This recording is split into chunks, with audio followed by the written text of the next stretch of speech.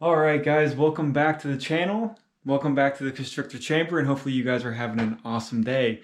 So we're kind of wrapping up the room tour on a part 3, and I probably should have just done this as one massive video because showing you guys room tours, I tried to do it consecutively and then things just got messed up. But I know if I did it all in one video, it probably would have taken like an hour. But if you guys want the next room tour to be all at once, let me know. And then I'll just make 45-minute video on all the snakes that I own. And then we can watch how they've all been growing and stuff like that. So we'll probably do another like sweep through on random snakes for the rest of the year. And then do a complete video in 2021 at the beginning just so we can see what's been going on in the room, how the snakes have been for the last year, and then going into the new year, we can see what happens on that. So I guess I'll just start out with the Kingsnakes. We'll check out the green Anacondas, and then we will look at Peaches down there, which she is getting big, and she's, I don't know, her attitude is definitely growing with her size. So we'll see how she is tonight. So I have the two black Mexican Kings. I have the male and the female. I swapped the male into the smaller tub because I found out that the Moonglow is pretty big. So I put her in here. And then obviously the black Mexicans are tiny, but they are growing. And they probably will be okay in one of these for years to come. And but it's always nice to give them at least a little bit of room so they can hang out. So we'll keep the female in here. I'm pretty new on the Kingsnakes, although I have owned one for about 5 years. That was my first one that I've ever owned, so I'm really not too sure if the male and the females are different sizes as they grow up like the boas, but I guess we will find out sooner than later. So one of the things that I found out about the black Mexican Kings are they love to eat, and they are not afraid to snap at you. So they rattle their tail, obviously probably to scare away, animals or people walking around. So I would assume they try to mimic rattlesnakes, but they are very tiny. They're very fast. I almost lost one of them, but luckily it did not get away. But I do feel like I will sometimes break them or squeeze them because I'm obviously used to holding on to much larger snakes. But I just love how black they are, like jet black, no patterns at all on them, which is awesome. And I believe they just get darker and darker as they grow up. So these will be very fun to watch. I did get a pretty good deal on the pair, so that's kind of why I bought two. And then obviously the male looks the exact same, just in male form. And I just swapped him over not too long ago, and he's already spilling the water everywhere. So I love how it's the black eyes, black tongue, and then just everything about it is solid black. So I love the IMG boas. Obviously you can still see the pattern in the IMGs, and some of them don't actually go solid black, which is interesting. So let's look at the California King, which she is definitely a really good size. Again, I have no idea how big they actually get. I would assume they don't get that much bigger than this, but I could be totally wrong. So one of the awesome things about king snakes is they can eat other snakes, and they do sometimes eat each other. So I know that could probably become an issue with breeding, but it is cool to know that if they get bit by other venomous snakes, they will not die. And I believe there are some pictures floating around of these eating rattlesnakes. I think they eat copperheads and stuff like that, but I think that's pretty rare. Although if they really wanted to, they could. So I try not to get any other snakes out when the king snakes are out, because I don't want to have any, fluke issues where, I don't know, maybe my king snake would eat my moon glow and I would be super disappointed. All right, we'll just put this one back. We'll get out the anacondas. Actually, I have no idea what type of a mood they are in. I had Pop-Tart out the other day and she was doing really well, which is good. I try to interact with the bigger snakes. I know I should add, I interact with all of them, but I definitely put my time in with the bigger snakes because obviously we don't want to have any issues with 12-foot snakes trying to kill me, even though that would make for an interesting time. Definitely try to want to be on their good side. So we'll look at Mountain Dew really quick so I can put that blackboard back up here while we look at the other two. So still trying to get her on rats, and I think I'm going to go with the route of getting chicken broth and dunking a quail in that, and then quite possibly that might help. So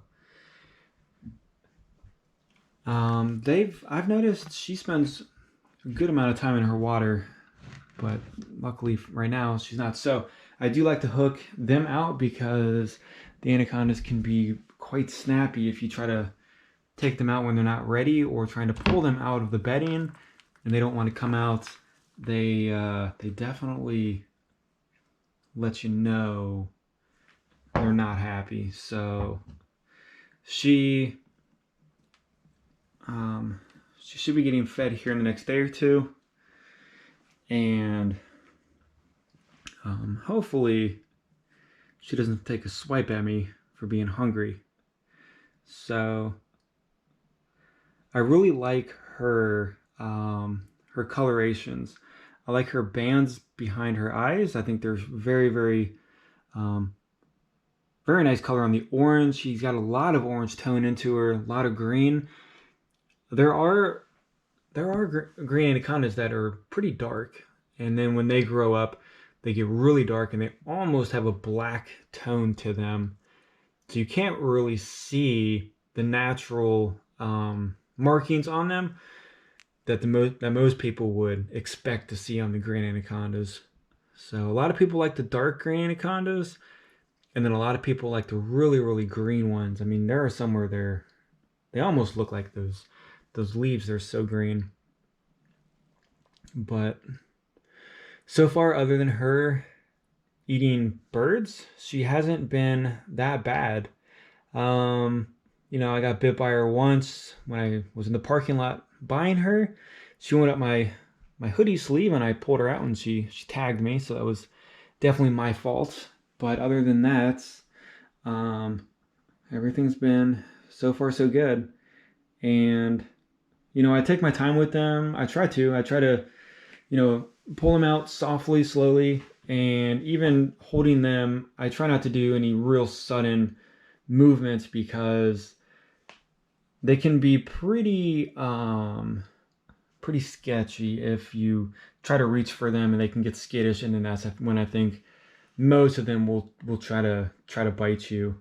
But the one thing that I've not experienced but I have been warned about is most of the time anacondas don't give you any warning that they're going to bite, and they can pretty much bite in any direction because they have very strong muscles, and they can even snap back by their tail if they really wanted to. So a little bit different than the boa constrictor on biting.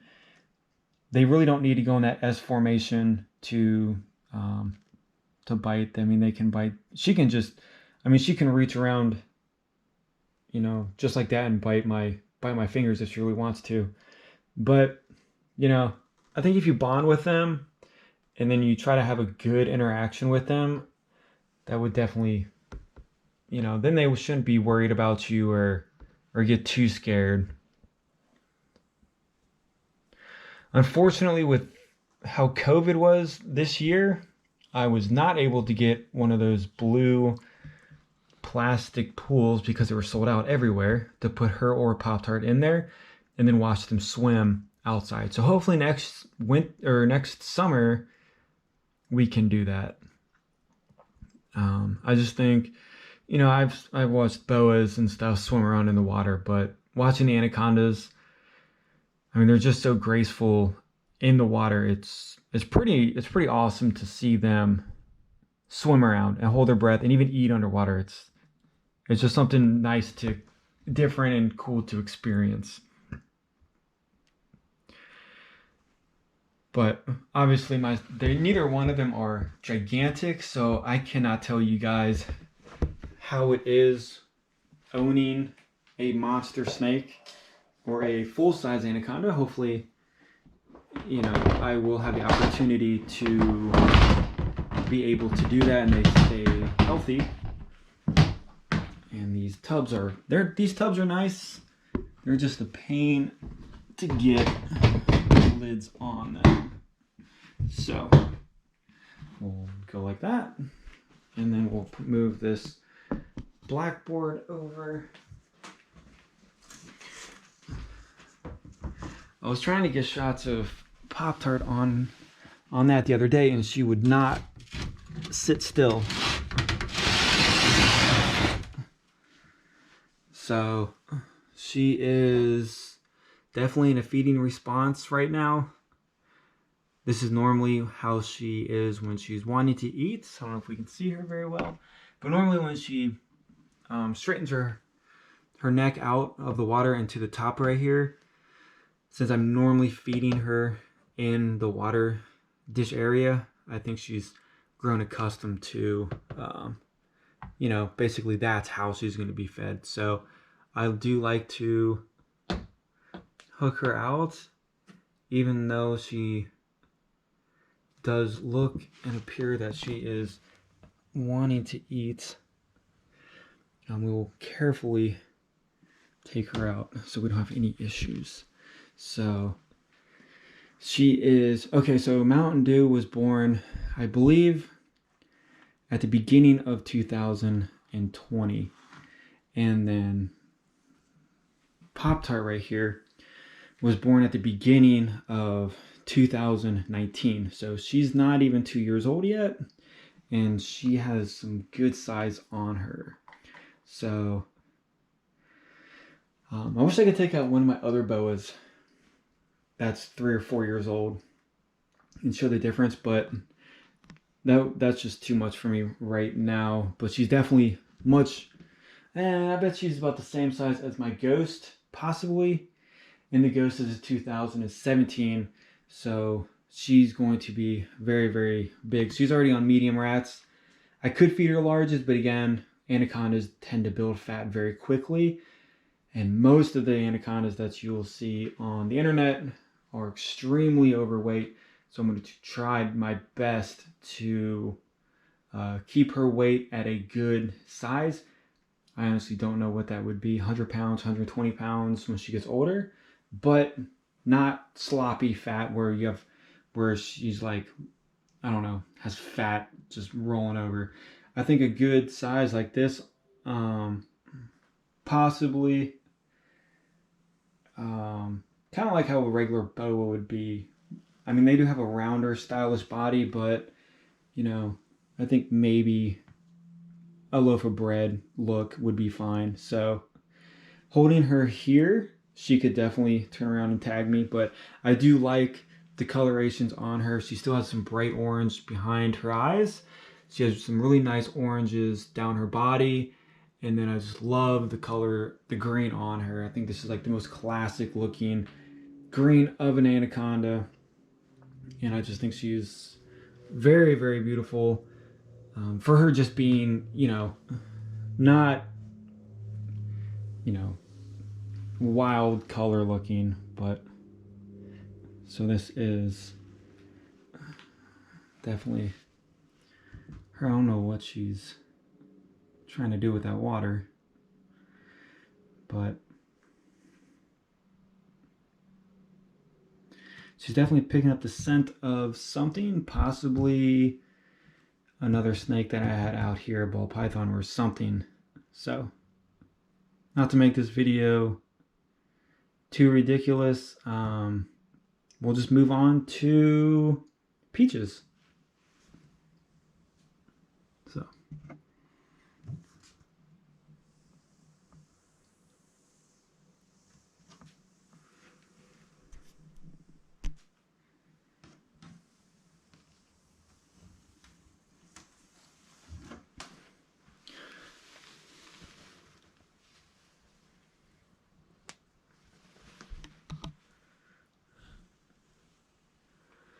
And sometimes she's pretty easy to put back.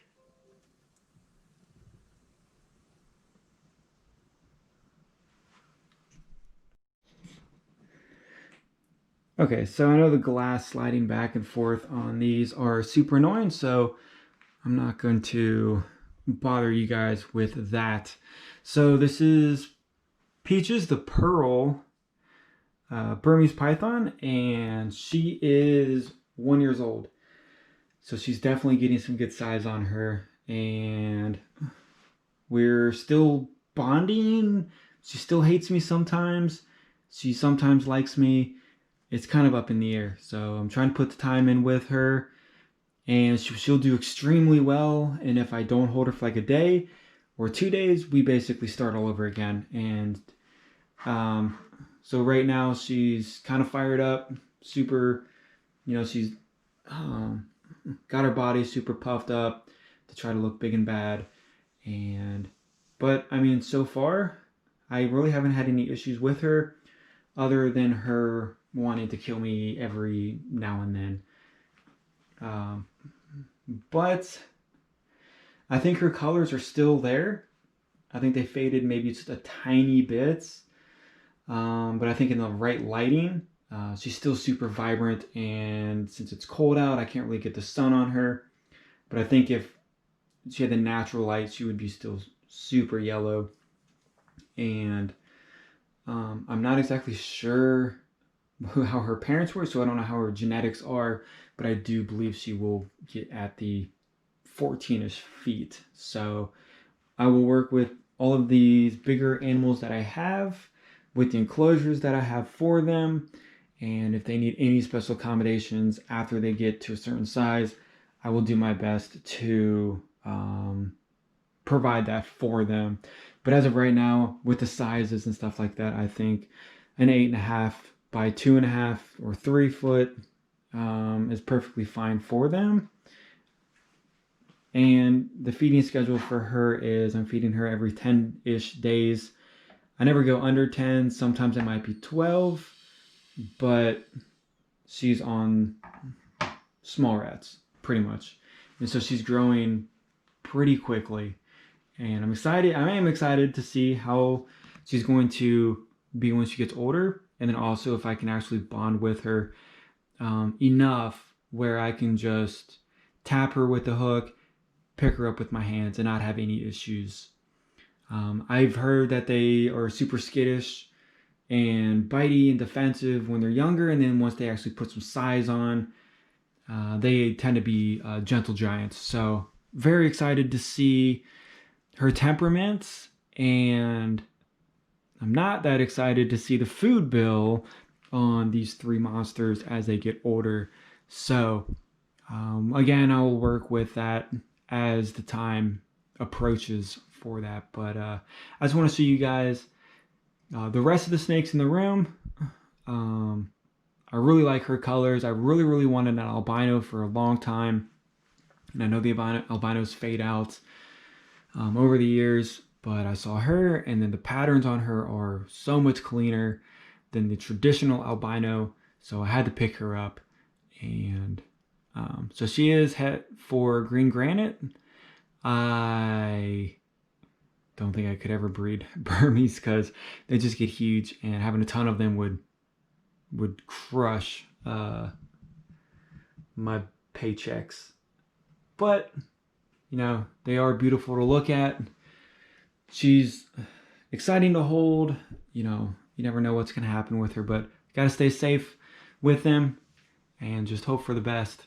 So that's it, guys. Hopefully you enjoyed this semi-fast video of just the rest of the snakes in the room. I'm probably going to bond with her for the next 30 minutes, hang out with her, hopefully put some good time in, and she doesn't try to kill me. But of course you will see the rest of the ball pythons, all of the boas here shortly in more videos, and then definitely the new moon glow as she's growing up. So I appreciate the support from you guys. I have some of you guys, like I said before, finding me on Instagram and my Facebook page, sending me pictures of your snakes, which is awesome. Your setups for, you know, it's nice to see how you guys are setting stuff up. Then I can get ideas for good environment, good enrichment, and stuff like that. But I hope you guys have an awesome day, and see you guys on the next video.